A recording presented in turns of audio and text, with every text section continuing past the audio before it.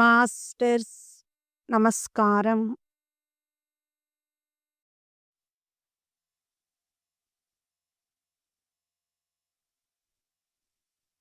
Savitri consciousness.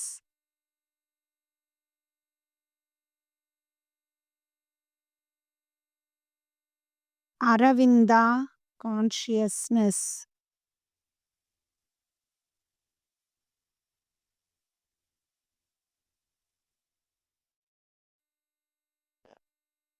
Regulate, adjust and establish physical, astral and mental workings. బుద్ధిక్ clarification. నిర్వాణ, పరనిర్వాణ, మహాపరినిర్వాణ, ఆనంద అనుభూతి.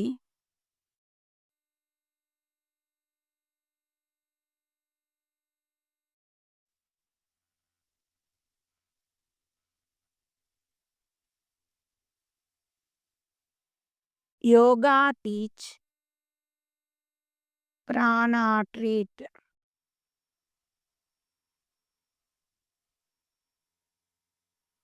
ఆంధ్ర మహాసావిత్రి 30వ అధ్యాయం మృత్యు సందేశం. మృత్యువు సావిత్రి మనస్సు మార్చాలని మరొక వల విసిరింది. ఆమె కల్పించుకున్న సుఖాలు, స్వర్గాలు భ్రమలని, ఏవీ చివరకు నిలిచేవి కాదని హెచ్చరించింది. అసలు ప్రేమ అనేది లేదని వాదించింది.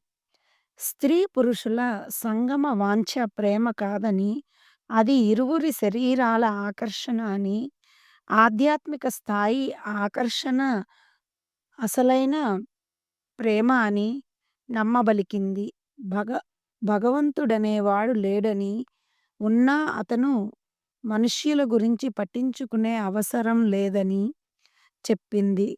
ప్రపంచంలో ఎంతోమంది అవతార పురుషులున్నారు. వారేం సాధించారు? తపస్సు చేసిన వారంతా ఏం సాధించారు? కనుక సావిత్రి, నీ ప్రేమాలాపన వ్యర్థం. నీ ప్రేమ దైహిక అవసరాలకి ముద్దు పేరు. నరాల తీపు, రక్తంలో వేడి తగ్గగానే నీ ప్రేమ చస్తుంది, నీవు చస్తావు అన్నాడు. సావిత్రి అన్నది, నా ప్రేమకు శరీరానికి సంబంధం లేదు. అది భగవత్ప్రసాదం. నా ప్రేమలో దివ్యత్వం ఉంది. అది భూమికి పరిమితం కాదు. సృష్ట్యాది నుండి నేను సత్యం కలిసే జీవిస్తున్నాం అంటుంది. తాను ప్రేమకు, సత్యవంతుడు సత్యానికి ప్రతినిధులమని ఆమె భావం. తాను ప్రేమకు, సత్యవంతుడు సత్యానికి ప్రతినిధులమని ఆమె భావం. నీ మనస్సు నిన్ను మోసం చేస్తున్నది అని మృత్యువు సావిత్రిని నమ్మించ యత్నించింది. మట్టి నుండి పుట్టిన మనిషి మట్టిలో కలిసిపోవలసిందేనని హెచ్చరించింది మృత్యువు. అప్పుడు ఒక గంభీర స్వరం నినదించినట్లు వెలువడింది. అది జీవన సత్యాలను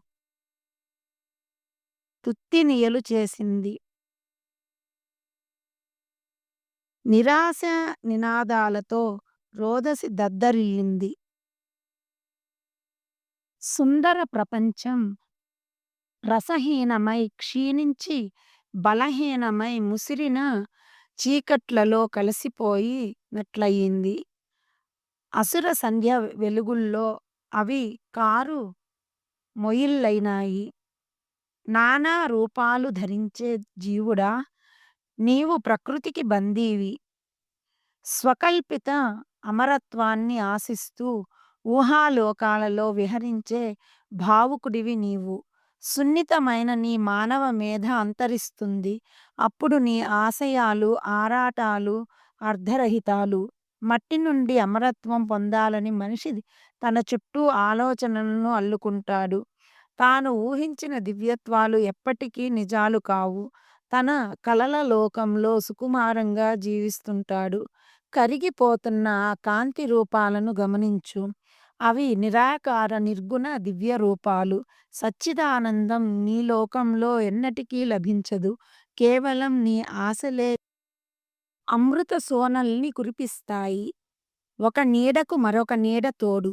ఒక భ్రాంతి మరొక భ్రాంతికి జన్మనిస్తుంది.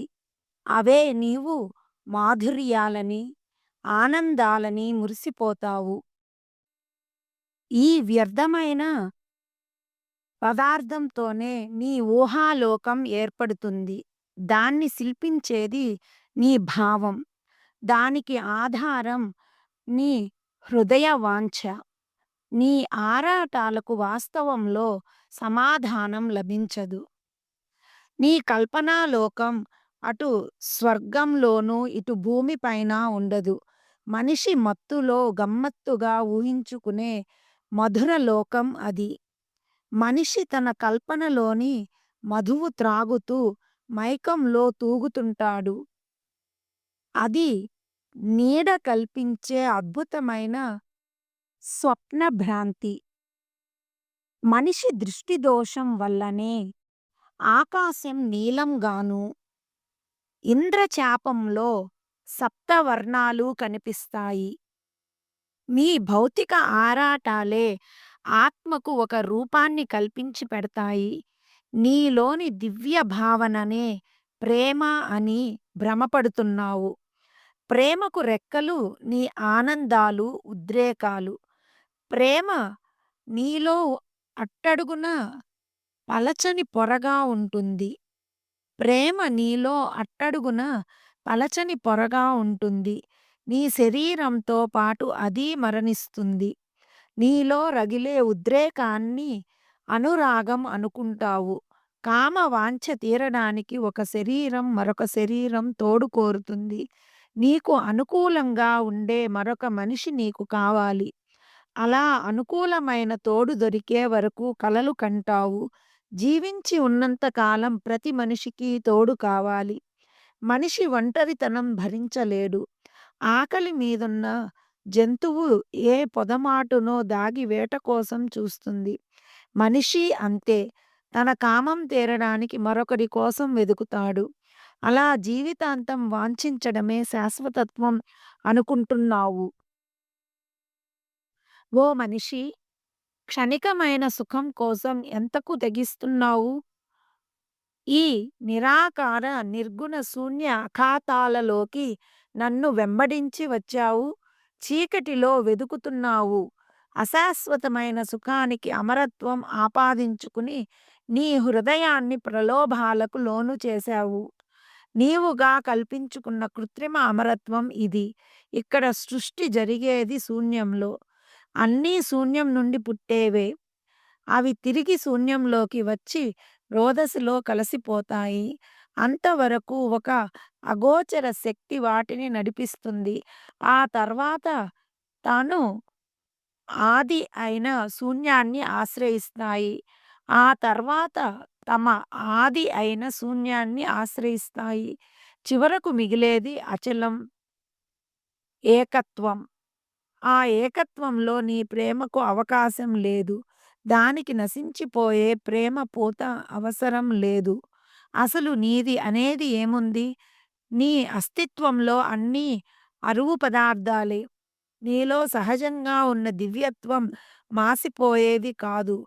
నీవు కల్పించుకున్న అమృతత్వం ఎప్పటికీ లభించదు. ఒక రూపంలో దాగి ఉన్నంత కాలం దివ్యత్వానికి విలువ రాదు. దాని ఔన్నత్యం నిలవదు. అసలు ఒక శరీరంలో ప్రవేశించగానే దివ్యత్వం నిద్రపోతుంది. అది మనిషికి దూరంగా ఉన్నంతసేపు మహోన్నతంగా ఉంటుంది. అది భౌతికతలోకి అయిష్టంగానే ప్రవేశించి హృదయంలో అజ్ఞాతంగా దాగి ఉంటుంది. మనిషి కాదన్నా అది అక్కడ నుండి కదలదు. అది నిరాకారం, నిశ్చలం. కనుక మనిషికి దానివల్ల ఇబ్బంది లేదు. మనిషి ప్రార్థనలు,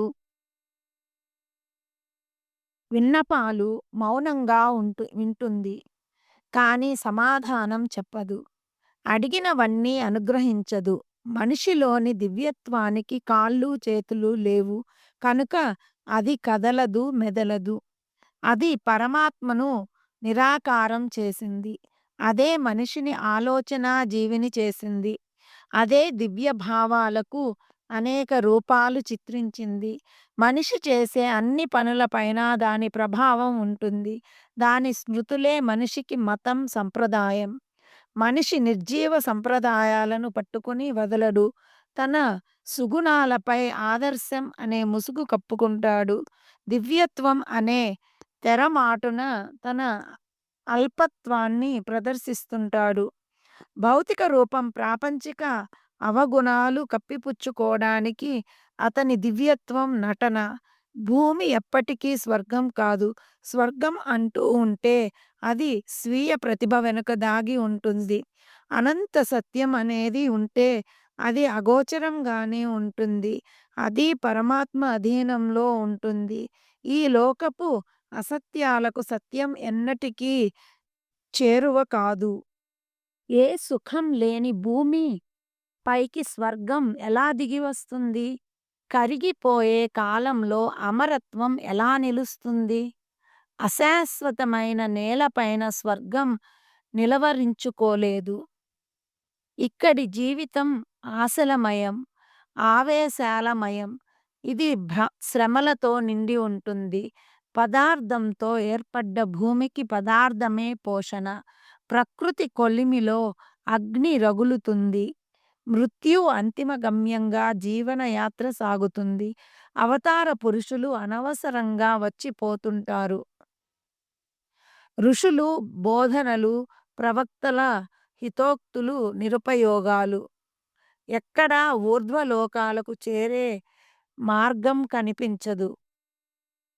బొంగరం వలె తిరుగుతున్న సూర్యుని చుట్టూ భూమి గతి మార్చకుండా తిరుగుతుంది. కానీ తిరిగేది భూమి, తిరగక స్థిరంగా ఉండేది సూర్యుడు. భూమి పతనోన్ముఖంగా పయనిస్తుంది. ఏ శక్తి భూమి లోపాన్ని సరిదిద్దడం లేదు. మనిషి అజ్ఞానంపై దివ్య కాంతి ప్రసరించడం లేదు. మృత్యువు తిరిగే చోట దైవత్వం స్థిరపడదు. సూర్యుని రథం పైన పయనిస్తున్న సారథి, ఈ పవిత్ర మందిరంలో నీవొక పూజారివి. నీ విచిత్ర కర్మకాండలతో ప్రేమను, దివ్యత్వాన్ని ఆరాధిస్తావు. నీ ప్రేమకు విలువెంత? నీ చరిత్రకు విలువెంత? నీవు అపరిమితంగా వాంఛిస్తున్నది ప్రేమ. ఆ ప్రేమ నీ నరాలను మండిస్తుంది, వాంఛల్ని రగిలిస్తుంది. ఆ ప్రేమతో నీ ఆనందం, సుఖం, విషాదం ముడిపడి ఉంది. నీ జీవితం మహోజ్వలంగా గడుస్తుంది ప్రేమ ఉన్నంతకాలం.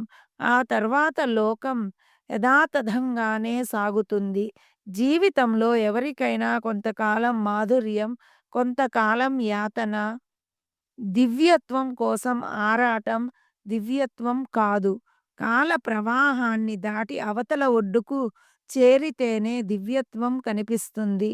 జీవితం ఈ ఒడ్డు నుండి చూస్తే అవతలి ఒడ్డు కనిపించదు. నీ ఆకాంక్ష జీవితాన్ని అమరత్వంతో ముడివేసే బంధం. కానీ అది చాలా దుర్బలం. నీ ఆనందం క్షణికం. దేవతలు మనిషికి ప్రసాదించే వరాలన్నీ తాత్కాలికాలే. ఆత్మకు మధ్య అనుబంధం ఎప్పుడూ ఉంటుంది. శరీరాల కలయిక వల్ల పొందే ఆనందం ఆత్మానందం కాదు. అది నరాలు కలిగించే తృప్తి.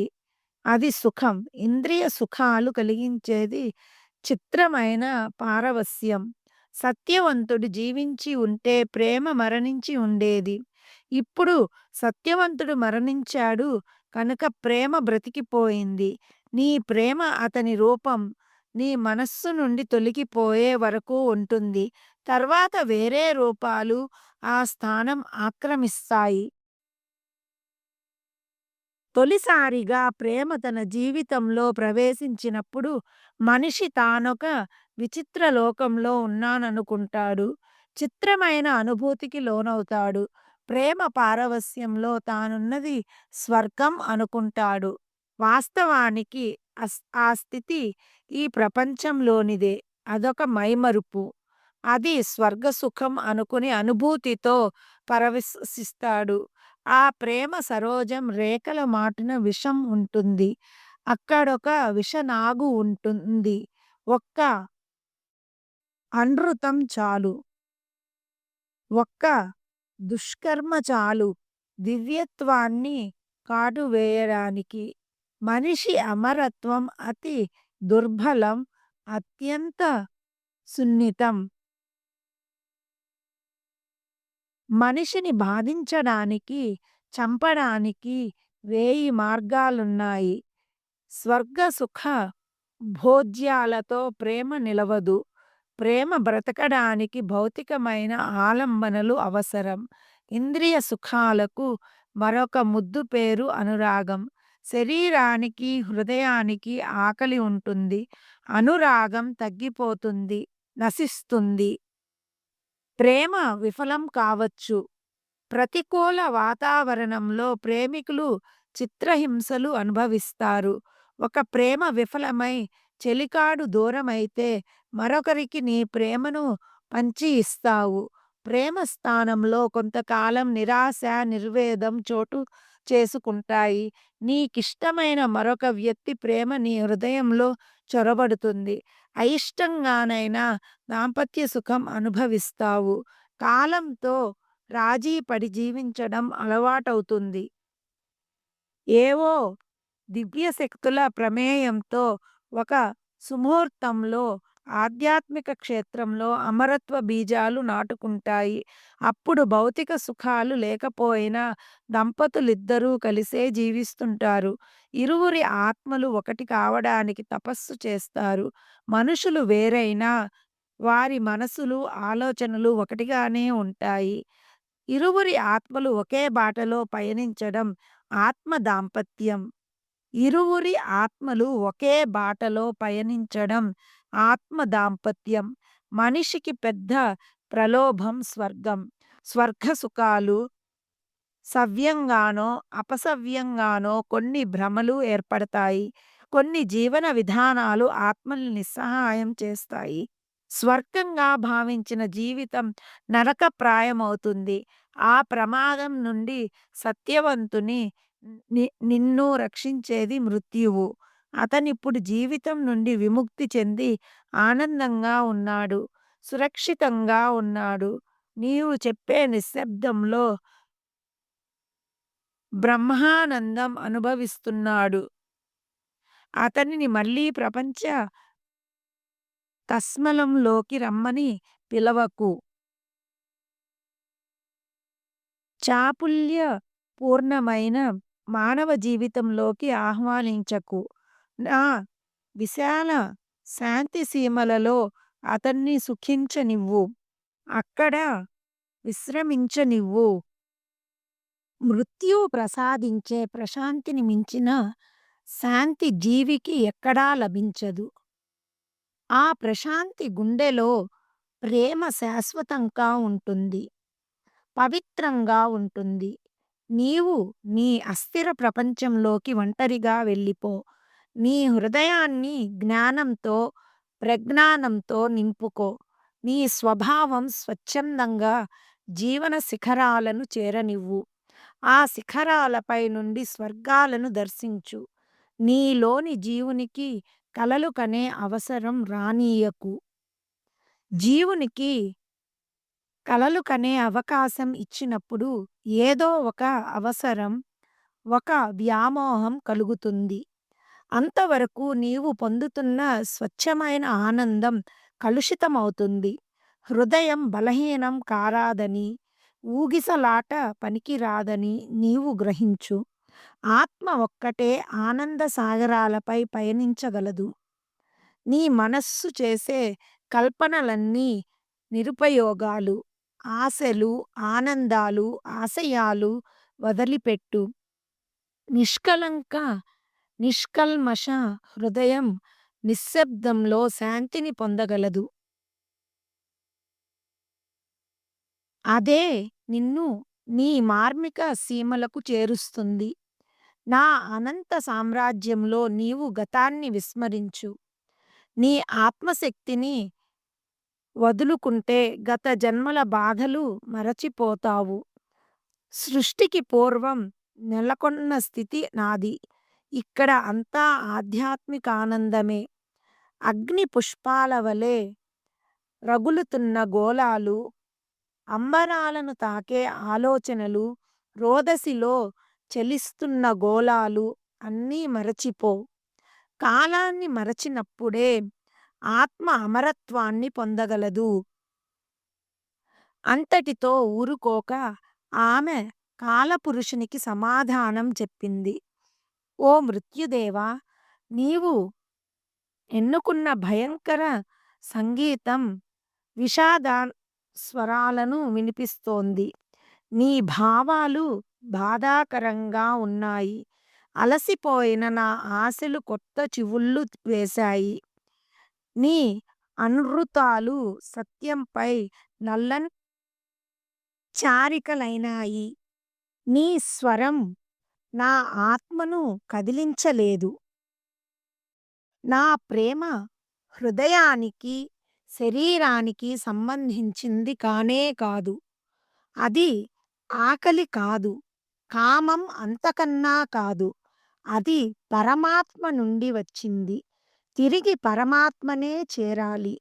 మనిషి తన జీవితంలో ఎంత క్షోభపడినా, ఎంతగా హత్య చేయబడినా అతనిలో రవ్వంత దివ్యత్వం లీలగా కదులుతూనే ఉంటుంది. పైలోకాల నుండి దివ్య పరిమళాలు అందుతూనే ఉంటాయి. మనిషికి ప్రేమే దైవం, ప్రేమే స్వర్గం. ఆ ప్రేమ తీయని వలపుగా, వలపే ప్రేమాగ్నిగా మారి దహిస్తుంది. అపరిమితమైన ఆరాటంలో ఆశ జనిస్తుంది. విస్మరించిన ఔన్నత్యం పిలుపు వినిపిస్తుంది. దివ్యసీమలలో సంచరించే ఆత్మలు ఆవేదన గ్రహించి సహాయం చేస్తాయి. కనుక ఆత్మ ఎప్పుడూ స్వచ్ఛంగా, నిర్మలంగానే ఉంటుంది. పాప పంకిలంలో బ్రతికినా ఒకనాటికి క్షాళన జరిగి తీరుతుంది. దేవతా ప్రభావాల నుండి తప్పుకుంటాం. మాదైన సత్యలోకాన్ని చేరగలం. జగన్మాతను సేవించగలం. మా ఆత్మల్ని అమ్మకు పూజాసుమాలు చేసి సమర్పించగలం. అప్పుడు మాకు అర్హమైన, మేం అన్వేషించే బ్రహ్మానందం లభిస్తుంది. పరబ్రహ్మత్వం సిద్ధిస్తుంది. స్వర్గం ఆశ్రమంగా చేజిక్కుతుంది. ఆ పైన దేవతల కోసం అన్వేషణ ఉండదు. కానీ అడనెరిగి క్షుద్రశక్తులు మనుషుల్ని లోభపరుచుకుంటాయి. దివ్యశక్తులు చేయవలసిన పనులు అవి చేస్తాయి. అయినా జగన్మాత అనుగ్రహం ఉంటుంది. ఆ దేవి అభయహస్తం మమ్ము రక్షిస్తూ ఉంటుంది. చెడిపోయిన బిడ్డలను సైతం ఆ తల్లి క్షమిస్తుంది. ప్రేమను తనలో నింపుకున్న వ్యక్తి తానే ప్రేమమూర్తిగా, ప్రేమ స్వరూపమై ఈ విశ్వంలో అందరికీ తన ప్రేమను పంచి ఇస్తాడు. ఆ ప్రణయ తాండవంలో ఆకర్షణ, వికర్షణలు పుట్టి లయించిపోతుంటాయి. మనిషి తన మనస్సు కల్పించే ప్రలోభాలకు లోనై కన్నీటిలో మాధుర్యం, ఆనందంలో పశ్చాత్తాపం పొందుతాడు. ఆగ్రహాలకు, అనుగ్రహాలకు పాత్రుడవుతాడు.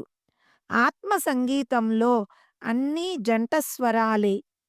రెండూ చివరకు అమరత్వంతో రాజీ పడతాయి.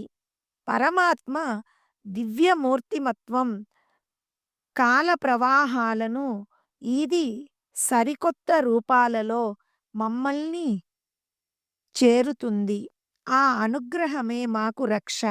అది దూరం నుండి వినిపించే వేణునాదం వలె సమ్మోహనపరుస్తుంది.